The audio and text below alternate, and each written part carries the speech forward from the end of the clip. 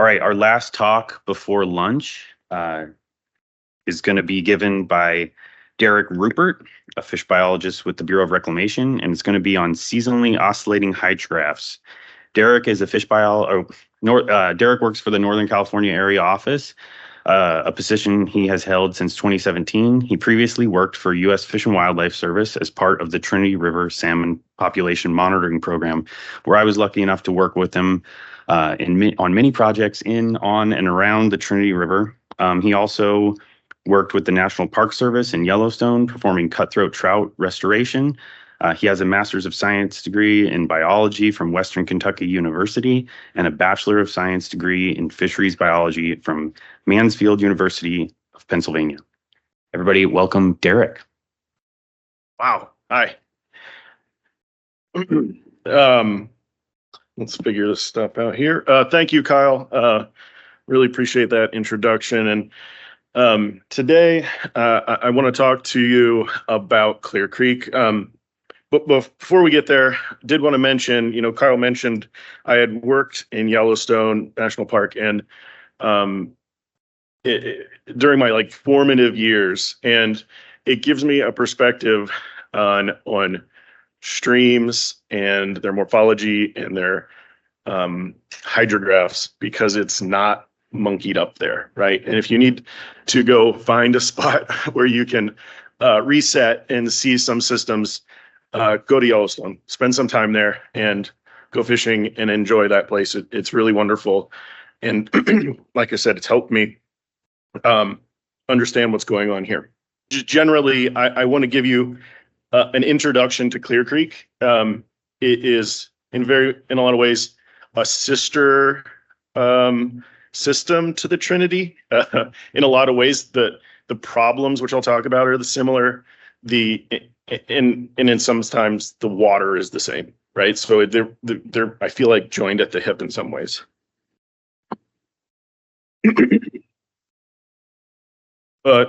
Just to start out, where is Clear Creek? Well, Clear Creek is on the northernmost end of the Central Valley in California.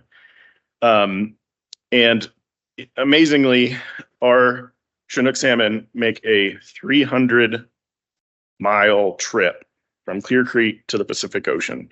So a long ways. If you look at Clear Creek, it's wedged between two of our major systems. So on this map, you can see Trinity Reservoir, Lewiston Reservoir, and then on the other side of the watershed is Shasta and Keswick. So it's very much wedged between these two major systems. And it also has a dam. So Whiskeytown is part of the Trinity River division of the Central Valley Project, and it is the terminus of anadromy on Clear Creek. So what I'll be talking about today is lower Clear Creek, so below Whiskeytown, where anadromous fish still have access. Environmental conditions in Clear Creek and Trinity. We live in a Mediterranean climate.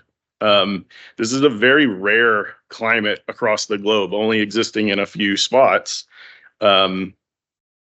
We in here in Redding, right, which is just a little bit away from Clear Creek, we're at the 40th degree latitude, which means we have a pretty significant but not overly high amplitude in our day length. So if you plot day length in Redding across 2 years, this is what it looks like. And this is really, I think, a fundamental thing that we need to think more about, that we might not think that much about, even though it's really the base or the core of a lot of things in our environment. And it's how we cut up our year into seasons: spring, summer, fall, winter, right? And these are divided by equinoxes and solstices, right? It's really basic. The red star is you are here, right? So even though it's nice now, we know in a few short weeks it's going to be sweltering.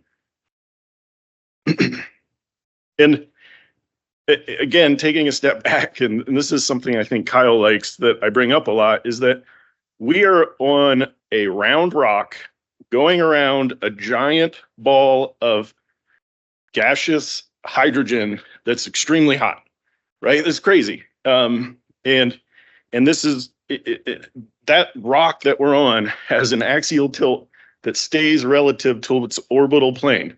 It's really weird, right? And that's why we have this phenomenon. So let's take, all the way back to the beginning, right? Because of our Mediterranean climate here, we have, and I'm talking about Reading here, and the surrounding areas, obviously, but our air temperature positively correlated with day length, right? Super simple. Longer the days, the hotter it gets.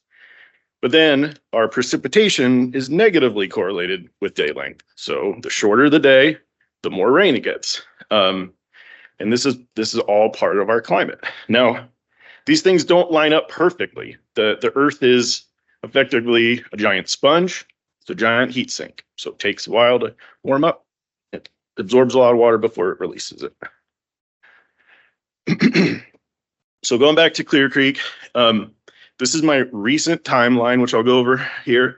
But I also want to, acknowledge 15,000 years of human occupation of this landscape before some Europeans found a yellow metal in Clear Creek. Clear Creek was I think it was the second major gold strike in California. Gold is found on Reading Bar, and from that point, it's the same kind of thing that happened to Trinity. They started with pans. They moved to bigger and bigger they did hydraulic mining where they washed all the hillsides in. Then they moved into dredges and turned everything upside down. This is the actual dredge that turned Clear Creek upside down from 1936. So following all of that kind of habitat destruction, then we have Seltzer Dam went in on Clear Creek. Seltzer Dam was about 5 or 6 miles upstream from the confluence with the Sacramento. It was approximately 15, 20 foot tall dam that was used to divert water off Clear Creek to farmland north of the system. At some points, this diversion dam would divert all but 5 CFS. So you guys know what 5 CFS is. That's nothing. So effectively draining Clear Creek, and this dam was also a fish barrier. So they tried to put on a fish passage ladder, but it just never worked. That came out in 2000. So that dam is gone. Then moving forward, gravel extraction. So the gravel in Clear Creek was mined out of all the alluvium was taken out for sand and gravel for industrial purposes. Some estimates say 5 to 7 feet of the alluvium is gone. Tremendous amount of substrate. Then we have the CVP. So Whiskeytown Dam was built in the early 60s, and that is still there. And then far out on our time frame, we have the initiation of the CVP, Central Valley Project Improvement Act, CVPIA, excuse me. And then finally, even further out is a spring run Chinook salmon population. Now, I think calling it a population at this point is still difficult, but we get springers, and it's because of that cold water, because of habitat restoration. So I think a lot of you know a whole lot about the Trinity, but maybe not so much about what happens when the water comes from the Trinity over the hill and into the Central Valley. So this is a map of the major components of the CVP under NCAO's purview, or part of our components. But so water comes as it leaves. Step back. the water that comes from Trinity into the Central Valley is the most valuable water that Reclamation has. When you release water from Trinity, goes into Trinity Power Plant, it makes power. It goes then through the car tunnels to Whiskeytown. It makes power at car tunnels. Then it goes into Whiskeytown Lake. It goes through the Spring Creek tunnels into a powerhouse, makes power. Then it goes into Keswick, through Keswick Dam, makes power. So per CFS, the most valuable water is coming from Trinity into the Central Valley in terms of power production. Here in this map too, you can see Whiskeytown and Whiskeytown Dam. The vast majority of water that comes into Whiskeytown goes through the Spring Creek tunnel. Only maybe 20% of the car tunnel diversions plus natural trib accretion from Upper Clear Creek and other tribs actually makes it through Whiskeytown. One of the cool things that has happened through time on Clear Creek is this transformation from what was an industrial wasteland into some really prime habitat, or at least really good. It could be prime. That's what we'll get to. But in the 80s, the BLM made a bunch of land swaps and purchases to purchase most of the land that most of this land down here. And this is where most of our restoration is happening. To give you some more context about how Clear Creek works, this is a stream profile. Over here on the right is Whiskeytown Dam. And as you move downstream, you start with about half of it being a steep canyon with a lot of pools. It's very narrow. It's very hard to access. And then the lower half is wide and alluvial. The only thing that changes there is there's the gorge overlook. That's about a 20-foot cascade that occurs and kind of splits the alluvial reach. So if we kind of look at these two sections, hopefully this plays. This is the canyon reach. This is very typical of the canyon reach. This is really great spring run salmon habitat. The further you go up, the closer you get to the dam, the closer you get to the cold water. And then this is very typical of the alluvial reach. This is where all of our fall runs spawn, and you can see a couple reds here. You see that it's all alluvium. You see some mid-channel bars, maybe a little bit of large wood. It's really, really beautiful habitat. And I'll get into the restoration of this habitat in a minute. So restoration on Clear Creek, it's been going on for at 25 years. But on an annual basis, you know, the things that we're trying to do, and it's much like the Trinity, is augment gravel, right? Dams not only block water, they also block a lot of other things, including the sediment, right? So put the sediment back in. Use boulders and use large wood to coarsen the stream channel, build habitat. So these things, hopefully, you know, we keep pushing on these every single year. But we also have a greater vision, or had a greater vision, because this project is effectively complete now, but the Lower Clear Creek Floodway Rehabilitation Project. So this looked to do 2.2 miles of what was industrial wasteland and reclaiming it back to habitat. So this took 20 years to complete. The last phase, phase 3C, was recently completed by the Yurok tribe, and it's beautiful habitat. But I want to step through what this restoration did, because it provides important context for next steps. So here's a photo from 1994. Here you can see the gravel pit lakes that that still remained after decades of being there. They still didn't all fill in from upstream gravel transport. And in this photo, some pits had already been filled in too. But in the Clear Creek at this point was running 50 CFS. It's in the back here.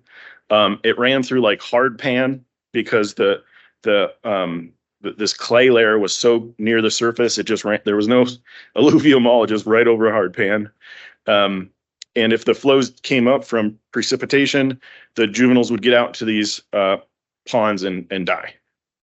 So through restoration, they went through, filled the ponds in, regraded all the floodplains, flattened everything out, and then redirected the creek around hard pan layers, getting it through alluvium and just fundamentally changing the location of the creek.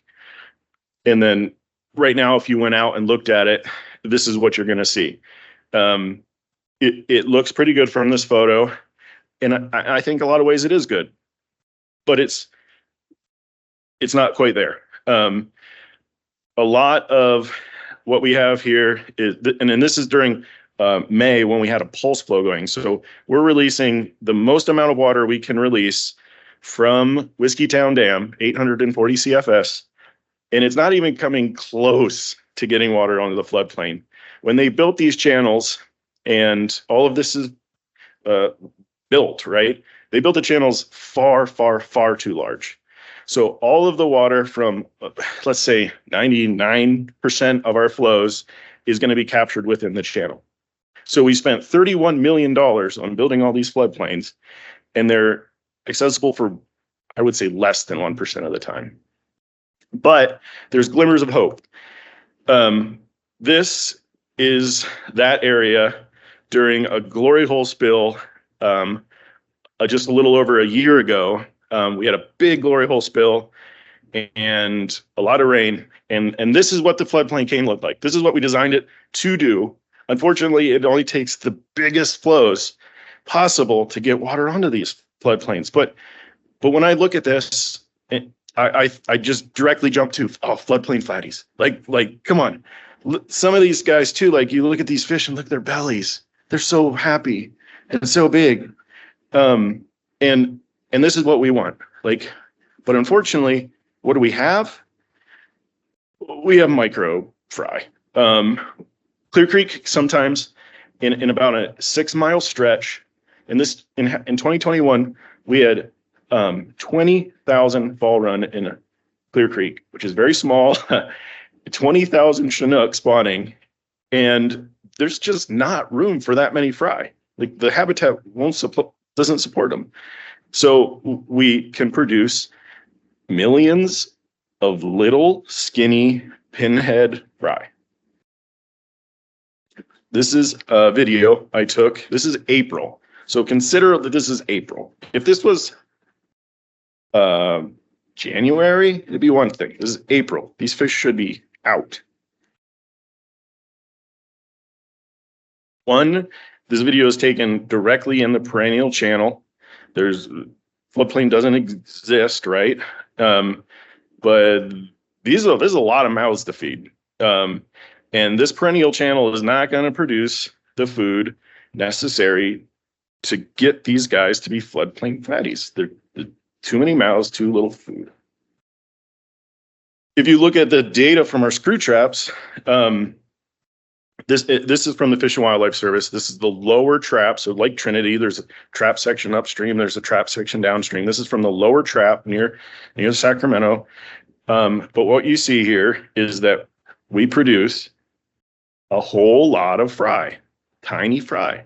There's this zone of death is what I call it right here. The 40 to 50 millimeters.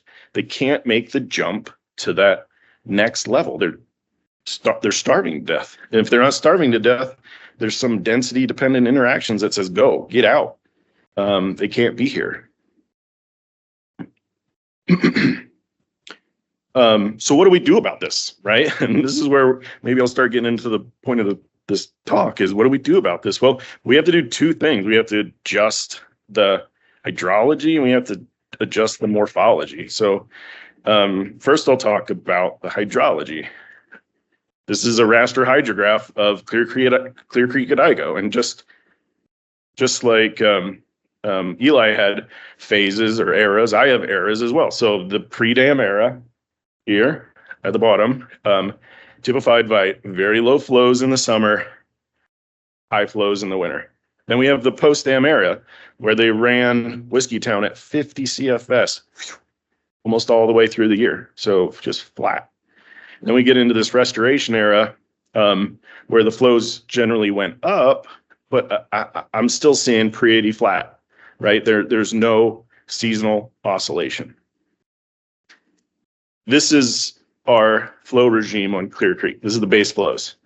This is not a flat line, but it's pretty close. 200 CFS down to 150, back to 200. So essentially a flat line. We also have 10,000 acre feet for spring pulses. We have 10,000 acre feet for geomorphic pulses. These pulses are similarly shaped. Pretty much every year we do the spring pulses at the same time, one in May, one in June. But like I was mentioning with that figure earlier, 840 CFS is our max release, and this is a picture of our channel in a relatively like a pretty good spot, and you're not even getting water onto the floodplain, not even close. So this is a figure, and it's probably, again, familiar to those on the Trinity side, but this takes our unimpaired water yield, so what was happening before Whiskeytown was in, divides it into 5 water year categories. And so if you calculate our total base flow amount and our pulse flow amount together, which is the blue line, you can see that we are in a critically dry year every year. We don't get more or less water per water year type. It's just all the same.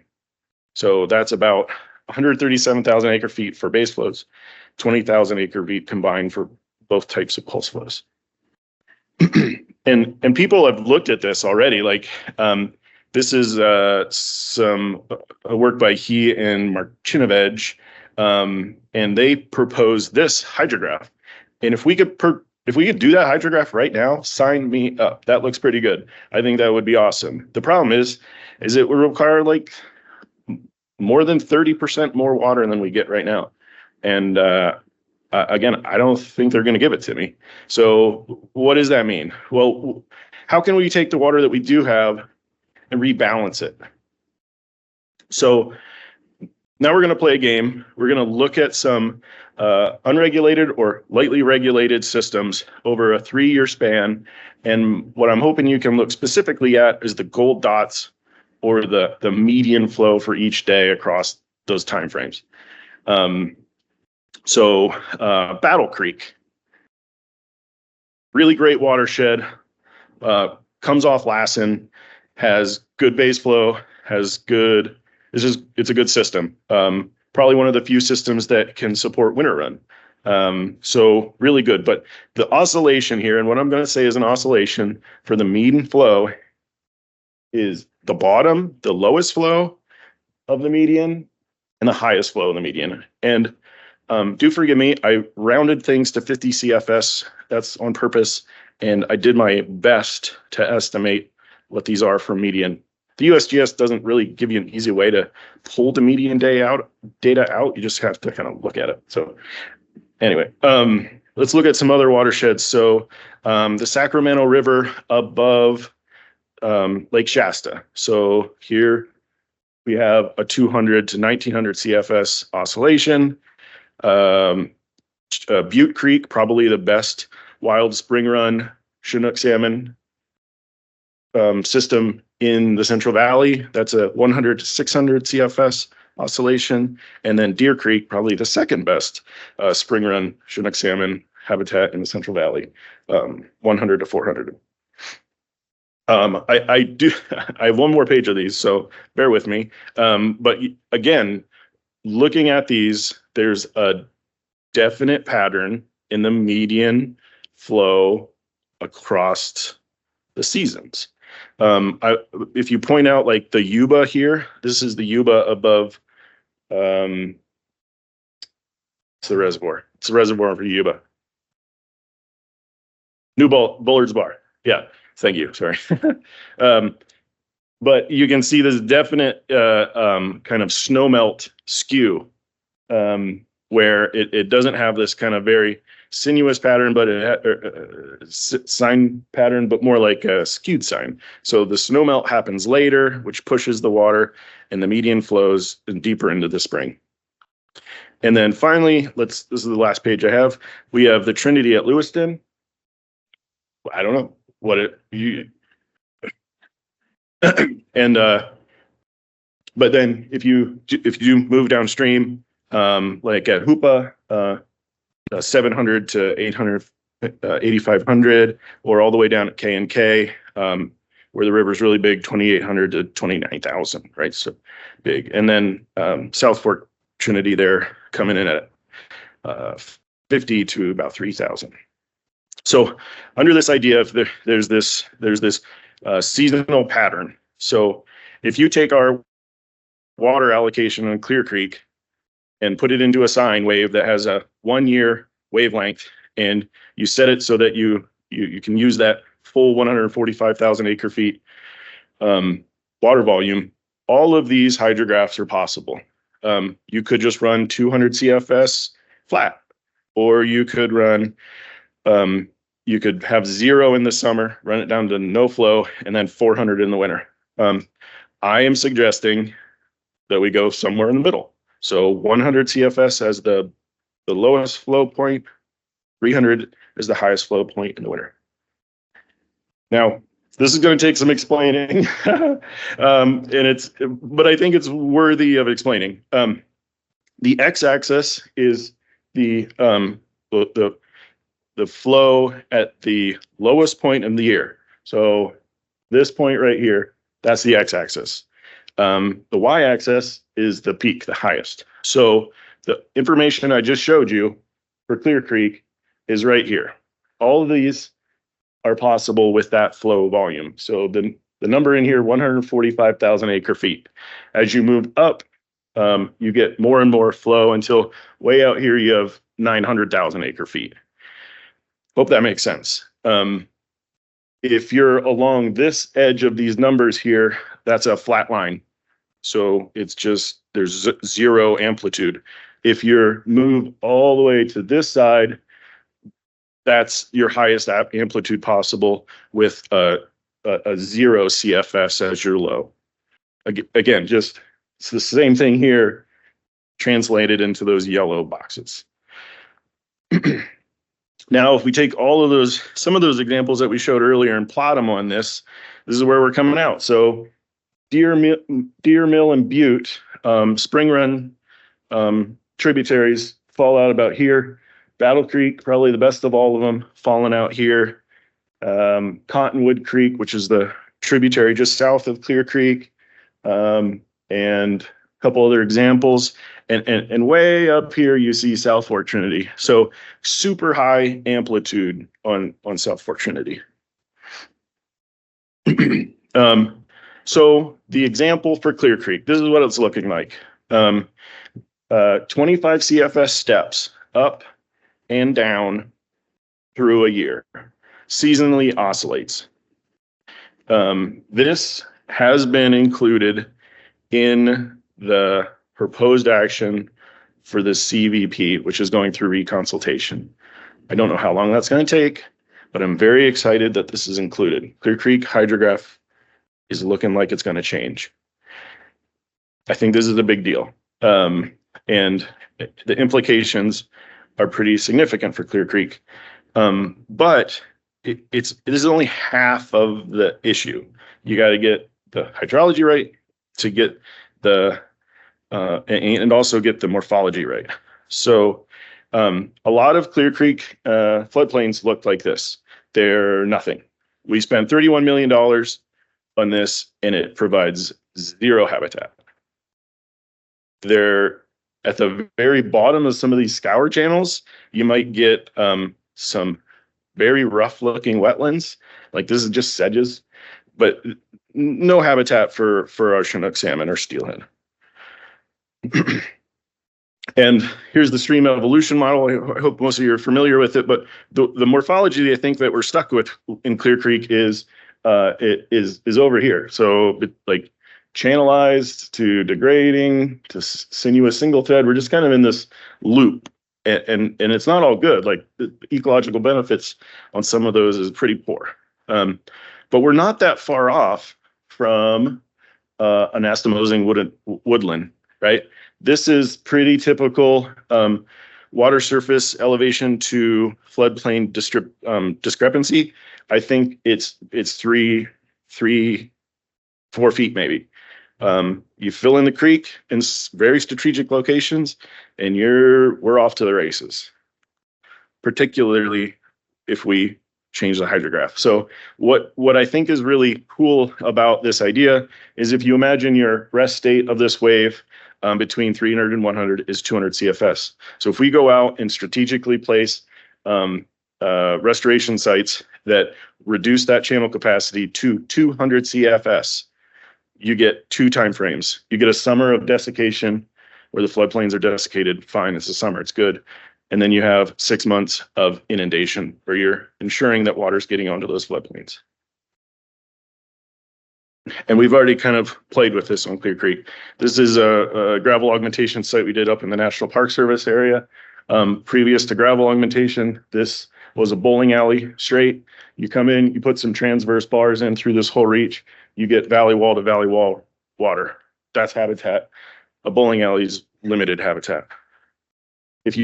We have hydraulic models. This is down in the restoration reach. And you put in some bars. Okay, snap back. 2D hydraulic model. I'm showing depth here just for whatever reason. This is run at 350 CFS. It's assuming we're getting like 50 CFS of accretion, which is no problem. Riparian berms. And these riparian berms are 30 feet tall, 40 feet wide, and dense. Your water can barely get through them. So how can this maybe translate to the Trinity? That's what I'm hoping to show. And I hope it stimulates some thoughts in the folks that are working on the Trinity side. And these are examples. There's certain things that will need to be adjusted through more research. But if we go back to our raster hydrograph for Trinity, pretty easy to see the pre-dam time frame at the bottom. Very wet winters, very dry summers. Then we go to just after the dams were in, we're unbelievably 150 CFS all the time. Hard to imagine. And then we're getting into the restoration where the flows are coming up, but the rod flows, only addressing half-ish of the winter. This flat time frame here, when all of our baby fry are coming up, not getting any love. So here's this figure again. Now I've put on the 5 water year types for the Trinity restoration programs water years. So red, critically dry, all the way up to extremely wet there in blue. These do not use all of the water volume allocated. Some is reserved for additional flow manipulation.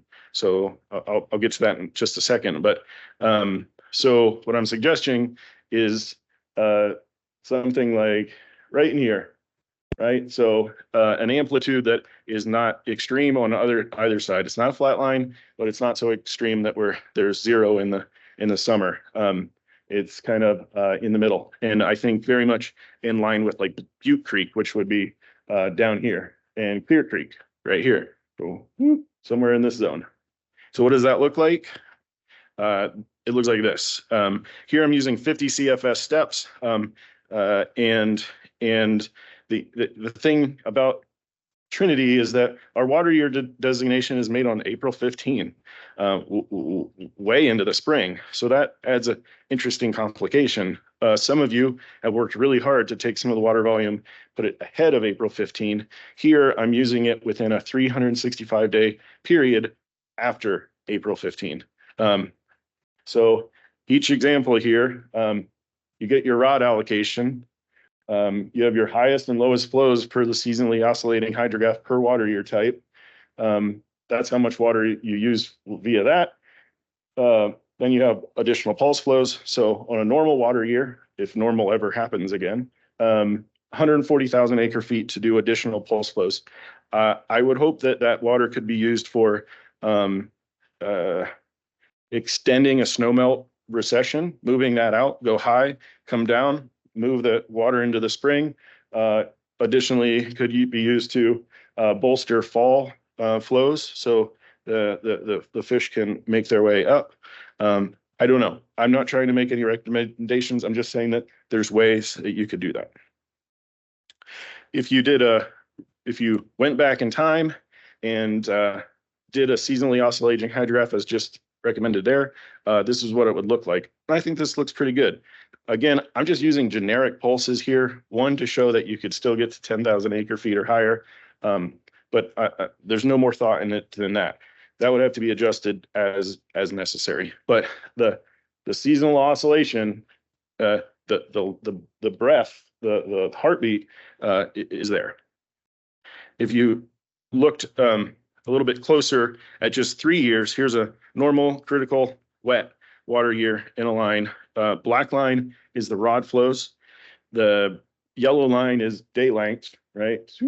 Pretty important. And then the orange and red are the seasonally oscillating hydrograph, the red being the pulses, generic pulses. Like I'm not recommending it. I'm just showing you could use it that way. But significant change. You're taking that water that would have been used later, and you're taking out this 300 CFS bottom isn't there anymore because that's when the highest flows are. So I think this looks pretty good. I hope it gets a little bit, at least some thought and traction. I think it's going to work really good on Clear Creek. So finally here, some thoughts on the seasonal oscillating hydrograph for the Trinity River. Low flows vary across water year types. So right now, every year we hit 450, every year we hit 300, and we're at 300 for a very long time. Under this recommendation, low flows would be different with water year. So if it's critical, you're down to 300. If it's extremely wet, you're, I don't remember, 450 or something, higher than that. So I think that could potentially help with berm development. Another thing, cottonwood seed dispersal. If you go back and think about your rest state, and when you're coming down from the descending limb, the point at which you cross when you're back to the rest state is April 15.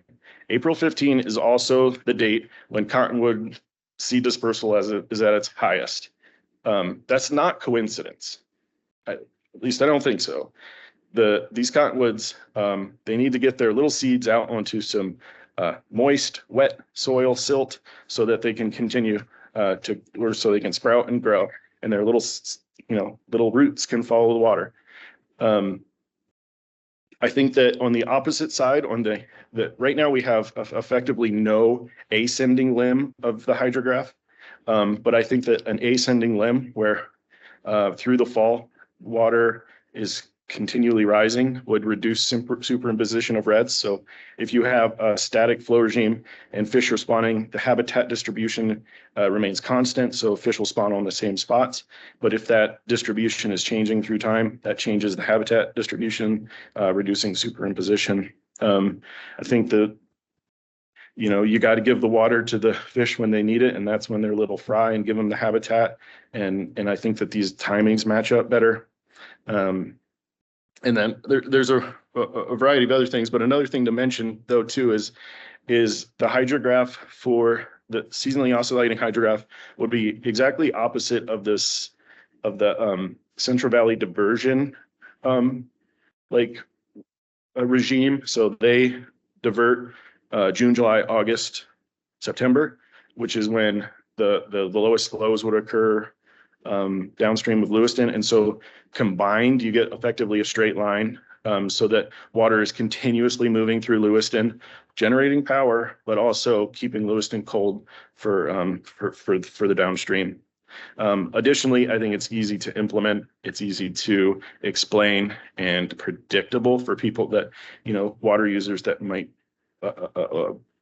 want that. And then finally, the last thing is it gives us a defined bank full target. For Clear Creek, I mentioned, we can make certain areas, key areas, 200 CFS, we get that long-term inundation. We get those floodplain fatties that I so want to see. But with that, here's a picture. This is from 2021. Clear Creek had its record number of spring run, and I got this pretty awesome photo.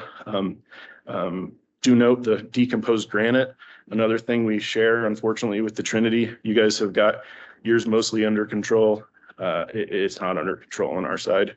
And then just to be a bummer, last year we had one spring run red. So from record in 2021 to one. So anyway, with that, I'll take some questions. Thank you. Well, that was a long walk for a quick question. I'm just curious, the water that goes down into Clear Creek, it's complicated by having Whiskeytown Reservoir in the middle, filled with Trinity water. But I'm just curious how the water coming out into Clear Creek, it compares to like the full natural flow that would come down if Whiskeytown wasn't there. Totally different. Yeah, it's completely regulated. If you didn't have Whiskeytown and we went to full natural flow, you'd have super low flows in the summer and elevated flows in the wintertime. So I live on Upper Clear Creek, so above the dam. Mm-hmm. And so Clear Creek's in my backyard, and you're probably getting down to 20 CFS in the summertime. And I don't have a gauge up there, but I've seen it where it's like 8,000 or more. I don't know, as a guess, but very different thermal regime, totally different too. So Clear Creek probably did not have spring run prior to Whiskeytown. The water in our backyard is probably close to 80 degrees in the summertime, like super hot. So it was the valley we live in, though, would have been the traditional fall run habitat before Whiskeytown. So it still was used by salmon, and to this day is still used by salmon, because the kokanee, the sockeye salmon that live in Whiskeytown, come up Clear Creek and still spawn successfully. So that habitat, even though the summer temperatures are excessive, salmon still are able to use it. But downstream, springers wouldn't exist. And it certainly changes the distribution of those fish. I'm rambling now, but I'm hoping getting to your question. Yeah, no, thanks. It just occurred to me. I'm like, oh wait, we didn't have that Trinity water moving through. It'll be a totally different system. So and then I'll also add, like, our temperature management is a whole thing. Like, I didn't even touch on it. Whiskeytown has two outlets. It has a guard gate, upper guard gate, and a lower guard gate, and we can switch between them. So like all the way through this spring and into the summer, we're on the upper guard gate, but eventually our temps start climbing because the stratification in Whiskeytown, it starts kind of high, but then through the year that the thermocline just drops and drops and drops and drops until it disappears some years. Mm-hmm. And so a lot of times when we get to that critical spawning time frame, Whiskeytown's kind of out of cold water. And it makes it really tricky on certain years. And it's all dependent. If they're pulling a lot of water from Trinity, then we're in good shape. Mm-hmm. And if they're trying to hold back and keep storage in Whiskeytown, then it's really tough. The interesting thing about Clear Creek is it's really best on the first year of drought, right? Huh. So where everyone else might be struggling with drought, because we're bringing water over from Trinity, it keeps Whiskeytown colder, and it's good for Lower Clear Creek. Thank you. Yeah. Thanks, Derek. Good presentation. I have two questions if there's time, but the first one's pretty easy. How did you establish the lower bound on the low flow period of the seasonally oscillating hydrograph? I was too scared to go below what we already go below. That's not a very good answer, and not a very good I guess you thinking could say process. biological constraints would establish the low flow. Be I think it's more human, Okay. right? I would, if you look at the pre-dam levels, they probably went lower and there was, yeah. you know, Yeah. Okay. fish dealt with it. All right. Yeah. And I want to add just to your thing there is that there's so many things that you could vary on when the low flow timing is, how much amplitude there is, what your starting low flow, like all of these things are adjustable. My recommendation is just what I thought would work. Starting point. Yeah. Yeah. Okay. It's time for another. Yeah. Okay. So the other one was, it's interesting. Clear Creek's like the valley bottom and the alluvial reach is depleted of, sediment due to mining, and then the channel is overbuilt, overly wide to allow for frequent floodplain inundation. I wonder if, coupling really aggressive sediment augmentation with your hydrograph would like work hand in hand to address that. But it seems like it would be just a massive amount of augmentation required. This is already part of the plan. So Yeah. if you go back to McBain and Tresh did a geomorphic evaluation of Lower Clear Creek. As part of that, there's a sediment management appendix. Mm-hmm. And their first thing is they call it the transfusion. This is where you put a massive amount of gravel in to replace what was lost and what's needed to continue sediment transport. And that was part of the plan. I think we're about a third of the way after 25 years to getting to that transfusion point, right? Gotcha. Like we put 200,000 tons in. Uh-huh. I think we need to get to 600,000. Yeah, that's kind of what I was thinking. Have you seen much change in bed elevation in that alluvial reach? For sure. Okay, so it is happening. There's survey stakes. If you go swimming in certain locations, and I love seeing this, there's a survey stake that's 2 feet underwater, right? So at one point, somebody was using that to survey something in, and now it's underwater. So we're making headway. Thank you. Yeah, thanks. Just curious, so you mentioned how the floodplain is only inundated 1% of the time or something. What was why that is? Like, was there there's math error or something like that, or just it's working just like it was designed to do, or there's a history there, for sure. And I don't think the history makes a lot of sense, but there's certainly a history. So at one point there was this idea they called it environmental water program. And their thought is they purposefully flood Whiskeytown to cause glory hole spill to get in a certain high flow that would match the downstream channel, right? So glory hole spill on Clear Creek is really important. Right now, it just kind of happens when it happens. Whiskeytown never goes too empty. So in the winter, when we get really high flows, fills Whiskeytown, glory hole spill, uncontrolled spill goes in, and we can get giant flows that's our geomorphic flows, right?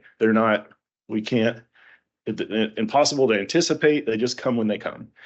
But their thoughts were that they would purposefully do it, purposefully re-regulate Whiskeytown to get high flows of that 3,000, 3,500 range that would then match downstream to their channel capacity that was similar. But even with that happening, you get like a week, right? I think we need months of inundation, not a week. So there's definitely a discrepancy there. And then Reclamation and the Safety of Dams Office was like, we're not purposefully flooding Whiskeytown. So that all fell away, and we're kind of just left with that legacy. thanks. Yeah. Hey, thanks, Derek. I had a question for you. I asked similar one last night, but because you mentioned it in your talk, I think the term you used was the fry get no love. And I think that's because there's, no winter flows, maybe either Clear Creek or the Trinity. And I'm just wondering if you could talk about that, a little bit about that, and what you think some flows that time of year would do, and your thoughts on that. Okay, so you consider an egg, right? So the egg hatches underground, the alvin lives underground for a while, then it comes up.